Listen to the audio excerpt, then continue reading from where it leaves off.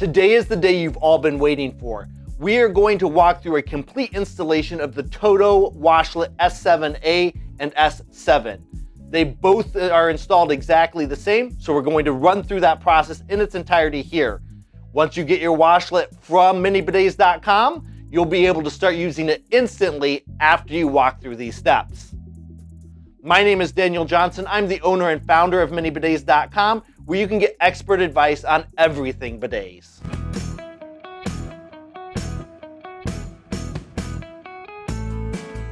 So the first thing you need to do is prep your toilet for your new bidet seat.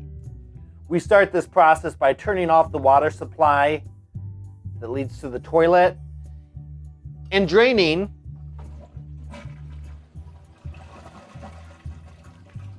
the toilet tank. Now we want to drain it completely, so I hold down on this lever until I sense that the tank is mostly empty. Even after doing that, we are going to get a little bit of water coming out of the tank, so it's good to have a cloth to catch that residual water. Now we're just going to disconnect this hose.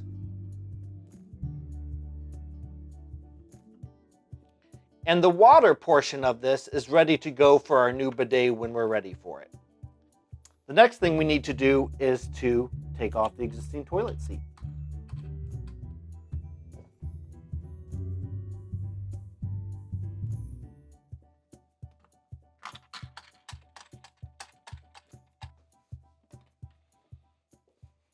Now comes the fun part, getting the new washlet on your toilet. The S7A uses a top mounting system, so we need to insert these rubber sleeves into the porcelain holes.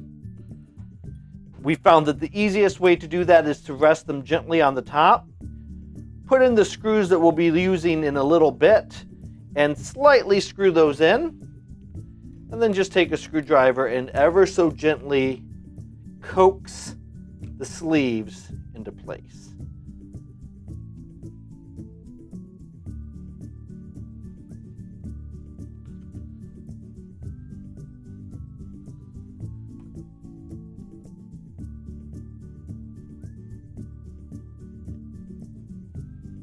Just like any other washlet or bidet seat, we use a mounting plate to install the S7A, and we use these little brackets to adhere that mounting plate to the toilet. Now these particular brackets are going to fit into little grooves, so they're pretty sturdy, some of the sturdiest brackets we've seen to date. We're just going to put the screw through the bracket and then into the sleeve and tighten those down.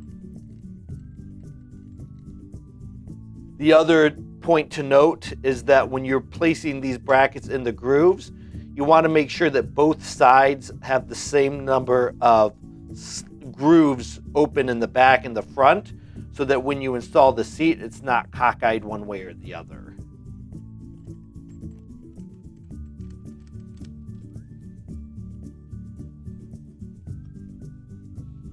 When it comes to these sleeves, it can feel a little bit hard to tell when it's tight.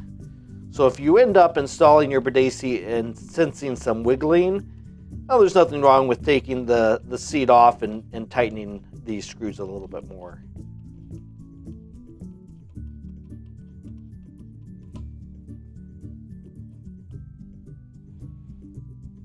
Our mounting plate is in place.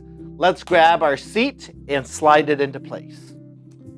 There is a button on the side here that when we press it, moves those hooks on the bottom. So those hooks are going to engage with these hooks, and that's what holds the seat in place. That being said, if you ever need to uninstall the seat, you would simply reverse this process, making sure that when you pull the seat off, you're pressing this button at the same time.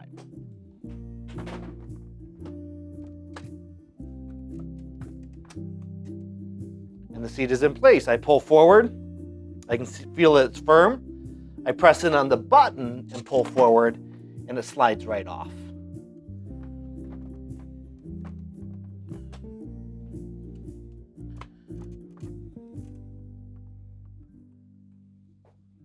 Set to go there. Now we need to connect this seat to water and electricity. To connect it to water, we're going to use the included T-connector. This T-connector has a cone washer built into the top of the unit, and we're going to install that on the bottom side of the toilet tank.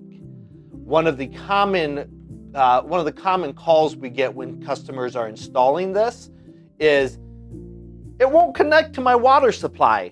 It's because this T connects to the bottom side of the toilet tank, not the water supply. Those threads are different, so make sure you're connecting it where it should be connected, and you should be good to go. Connect the water supply to the bottom side.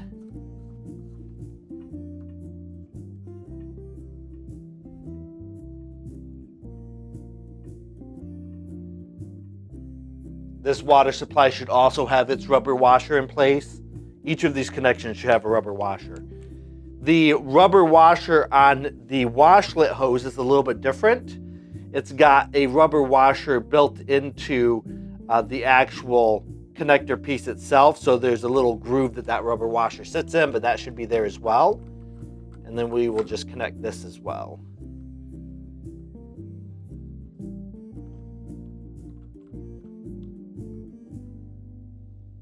If you're installing this in a situation where the cord and the hose don't need to come out from the side, you can also use this included cover to make it look a little bit more sleek. Now we're going to go ahead and turn the water on and check for leaks. Water running through this will make it feel a little bit cold, so it might be a little bit hard to tell if it's leaking or if it's just cold. But do your best and keep an eye on it for a little bit after installing it. Assuming there are no leaks, we're going to go ahead and move on to the next step. We're going to go ahead and feed this cord through to wherever we need to for installation. It's a 4-foot cord, so that's kind of what you're looking at from that angle. And we're just going to go ahead and plug it in.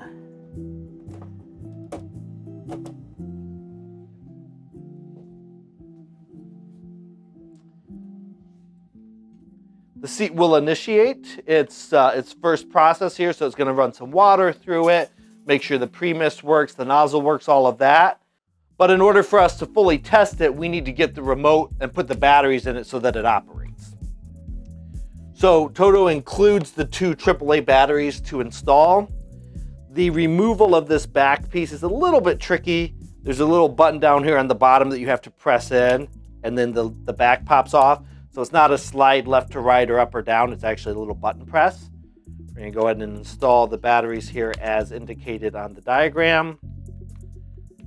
Once those are installed, it's as simple as putting the top grooves in first and then snapping the bottom on. We're good to go there.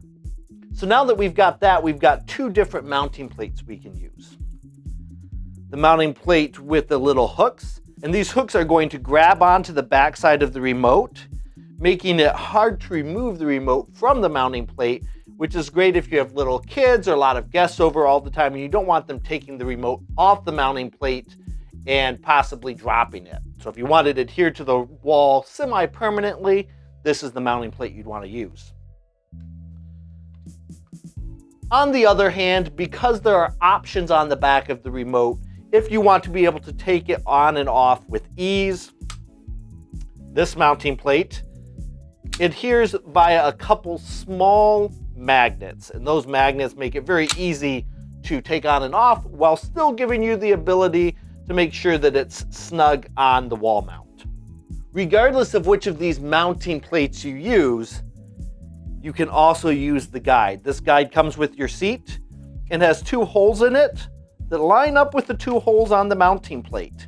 So when you screw this mounting plate into the wall, just make sure that the guide is behind the mounting plate in the proper position, and then when you have your remote in place, you have words to help you understand what the pictures mean. This is great, especially if you have guests over and the guests want to try to use the remote. So we've got everything installed, we're good to go, but I press a button on the remote, the seat doesn't work. So I call Many Bidets because they're my bidet experts, and they say, there's one more thing you need to know. This little target icon on your seat is a seat sensor. So the washlet is smart enough not to run a wash unless the seat sensor is covered so that you don't spray water everywhere. So testing by pressing a button standing here isn't going to do a thing, but it doesn't mean that your seat is broken. Covering that seat sensor and then pressing a button will make all the difference, as we can see here. Now, if I remove my hand from that seat sensor, the wash stops because that's the point of the seat sensor. So now you're probably wondering where to get one of these. We sell them at Many Bidets, and we offer lifetime support to any customer that buys from us. So check out our website in the link below. Get your bidet seat today.